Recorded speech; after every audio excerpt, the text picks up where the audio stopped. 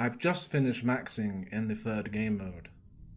Now, I want to tell you the tale of how I almost lost my Hardcore Ironman during the Trailblazer League. We went to places no Hardcore Ironman should go to, all for the chance of a rare reward.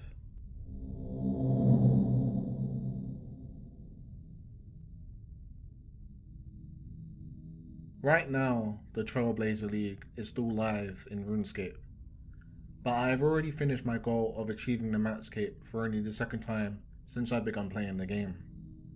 In the spin-off series, where I recorded my progress and took Vizela back to Max's Island once again, I played the Trailblazer League for 44 days and maxed Vizela for the third time on December 11th, 2020.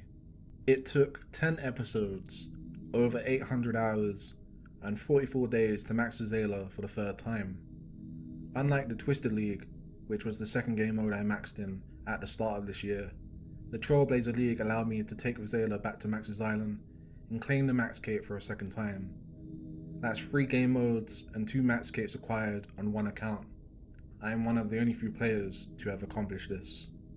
For those of you who have been following this series for a long time and haven't seen the spin-off series of the Trailblazer League yet, then you can find a link to a playlist I've created where you can find all 10 episodes of me playing in the second incarnation of the League mode.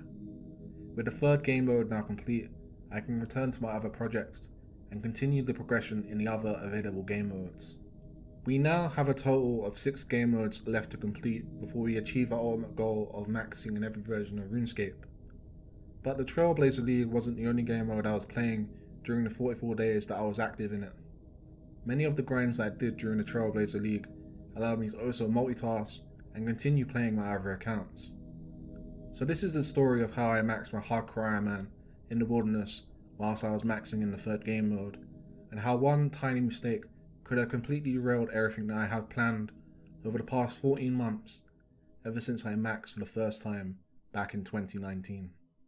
Over the past 10 months since I began playing my Hardcore Ironman, I have had lengthy sessions in the Nightmare Zone during times where I am even doing something on my other accounts, or where I am taking breaks to eat food, or to merely relax and watch some TV.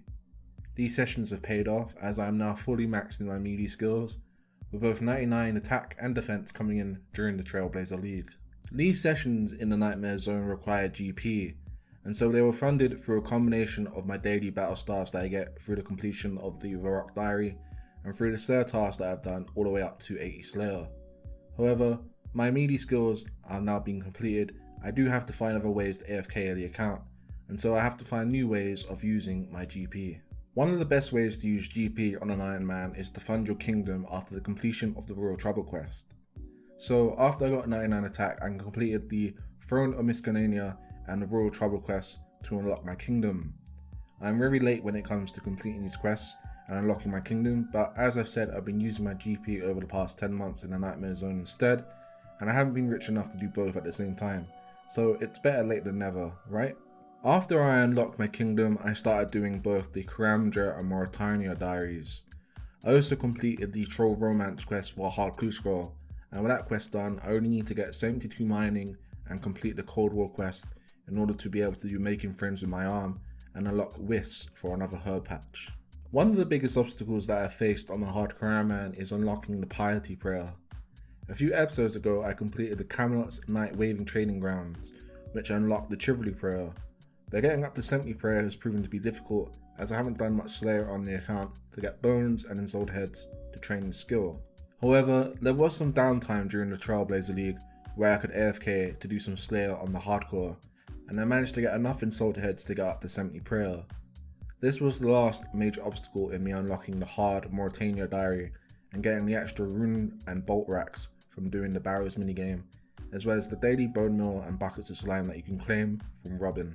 With Piety unlocked and the Mauritania hard task done, I moved on to completing Khan's Lair, which is a part of the task on the Mauritania medium diary, and also allows me to enchant my salve amulets, which may prove useful should I ever decide to do the Theatre of Blood, or content which also involves slaying undead creatures.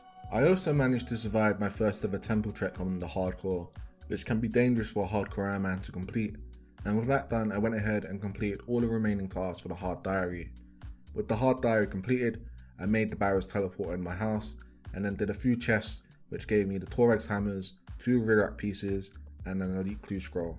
When I got this elite clue scroll, I decided that I wanted to try and do it.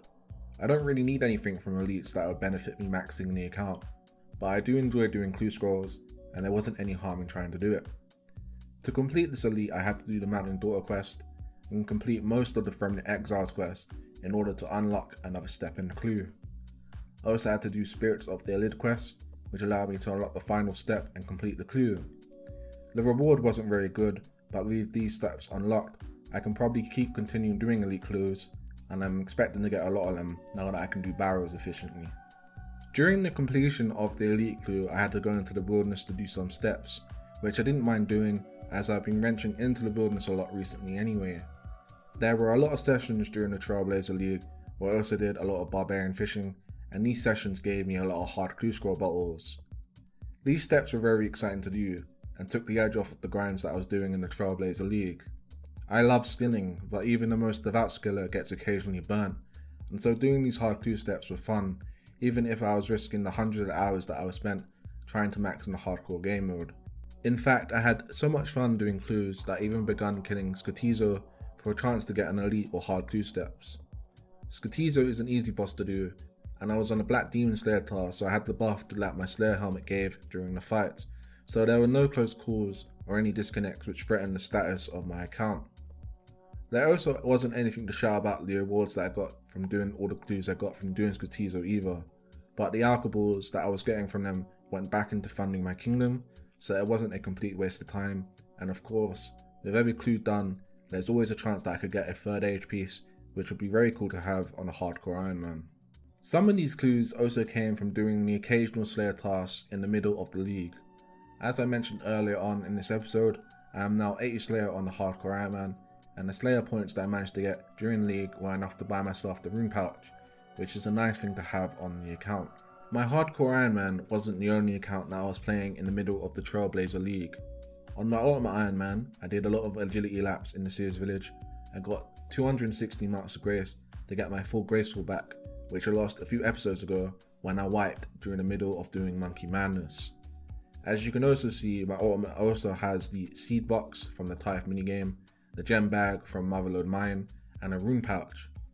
There were some sessions where I got the Tithe points to buy the seed box, and I did some AFK mining in the Motherlode Mine to get the gem bag. As for the rune pouch, I did a lot of tutorial skipping to buy them through Slayer. These are very nice unlocks, as I want to begin farming on my ultimate soon, and the seed box will be very important for that skill.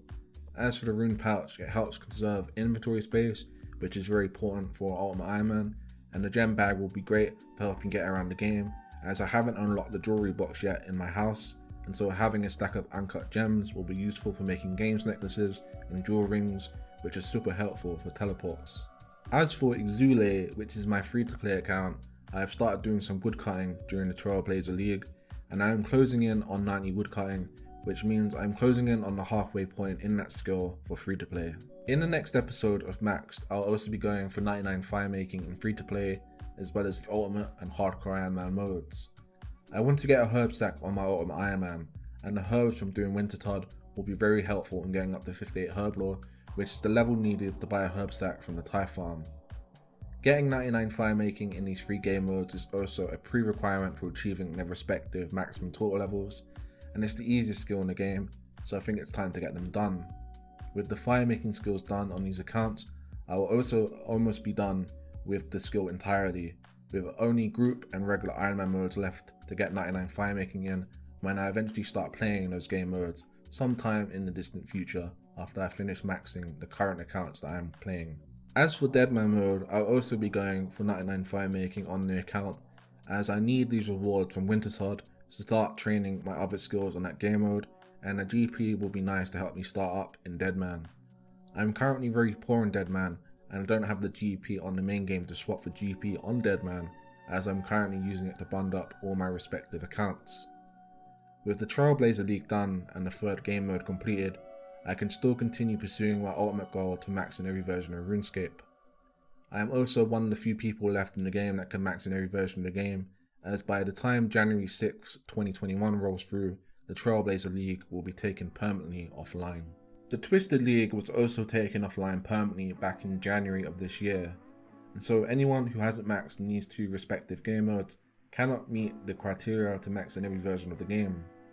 I don't know how many other players are also doing this grind, but the only other content creator that I know who also has this potential to max in every version is DVS, as he has also maxed in both leagues, and has also maxed in more game modes than even I have. But I don't know if he plans to max in free-to-play, Deadman mode, or if he even has a max regular account like I have. It would be very interesting if, after he maxes his Ultimate Ironman, that he reveals that he has intentions to do something like this. We will see when he completes that account and what he decides to do after it is done. After I maxed in the Trailblazer League, I decided to do some Chambers of Osiris to wind down and spend some time with my friends, and during this particular raid, I managed to get an Ancestral Row Bottom.